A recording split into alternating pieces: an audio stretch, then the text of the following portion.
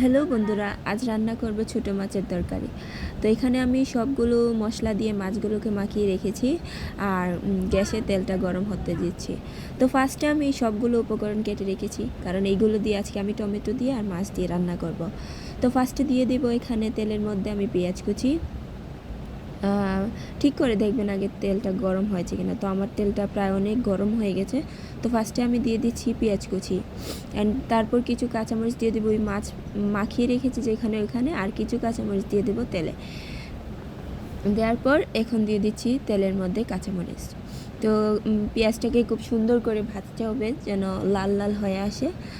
যে আমি এখন পেঁয়াজ ভাজতেছি, লো ফ্লেমে ভাজতে হবে, বেশি আগুন দিলে তো আবার পুড়ে যাবে।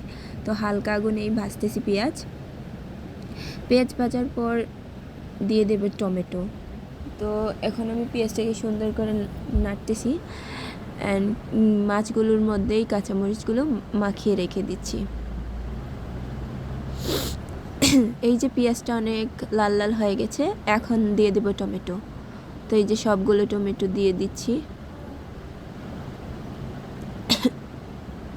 এই যে টমেটো দিয়ে একটু সুন্দর করে নেড়ে দেব। তো এই যে এখন আমি টমেটোগুলোকে সুন্দর করে নেড়ে দিচ্ছি। টমেটোগুলোকে নেড়ে দেওয়ার পর এখন কাঁচামরিচগুলো দিয়ে দিলাম। তো এই দেখো টমেটোগুলো হালকা হালকা গলে গেছে। তো এই যে তেলটাও অনেক দেখা যাচ্ছে যে তেলটা উপরে ভেসে উঠছে।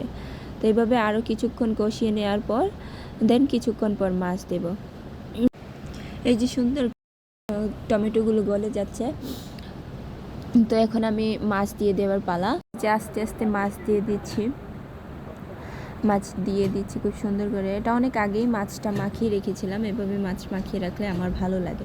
অনেকে দেখেছি মাছ তেলের মধ্যে দিয়ে দেয়, যার যেমন ইচ্ছে সে তেমনভাবেই মাছ দেয়। তো আমার এভাবে ভালো লেগেছে তাই আমি এভাবে দিয়েছি।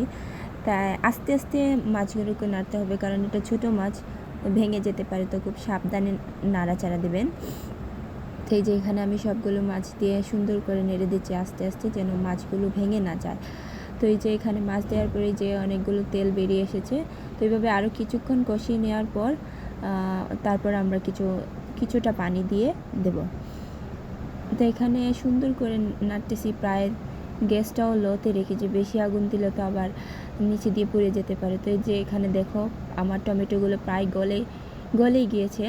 তো এখন আমি পানি দিয়ে দেব কিছুটা, হালকা করে কষিয়ে নেওয়ার পর আমি পানি দিয়ে দেব। তো এই যে এখানে আমার প্রায় হয়ে এসেছে টমেটোটা। তো এখন আমি কিছুটা পরিমাণে পানি দিয়ে দিচ্ছি পরিমাণ মতো। পানি দিয়ে আমি আবার একটু নেড়ে ছেড়ে দিচ্ছি সুন্দর করে। তো এই যে আমার তরকারি এখন প্রায় অনেকটাই হয়ে এসেছে। তো এখন আমি ধনিয়া পাতা দিয়ে 5 মিনিটের জন্য একটু গ্যাসটা অফ করে দেব। 5 মিনিট পরে এমনিতেই দেখা যাবে যে তরকারি হয়ে এসেছে আর খুব সুন্দর একটা ঘ্রাণ করবে। তো এই যে আমি 5 মিনিট পরে গ্যাসটা অফ করে দিলাম। তো গ্যাস অফ করার পর 5 মিনিট ওয়েট করো, আর তারপরে এই যে আমার তরকারি ফাইনালি রেডি। তো সবাই বলো ভিডিওটা কেমন হয়েছে।